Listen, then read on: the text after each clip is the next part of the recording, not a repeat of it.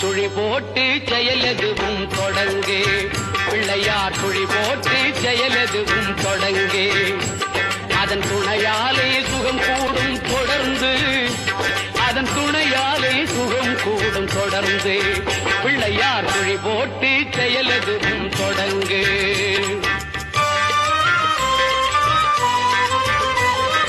அழியாத பெருஞ்செல்வம் அவனே, தில்லையானந்த கூத்தரின் மகனே. தில்லையானந்த கூத்தரின் மகனே. பிள்ளையார் சுழி போட்டு செயலதுவும் தொடங்கு.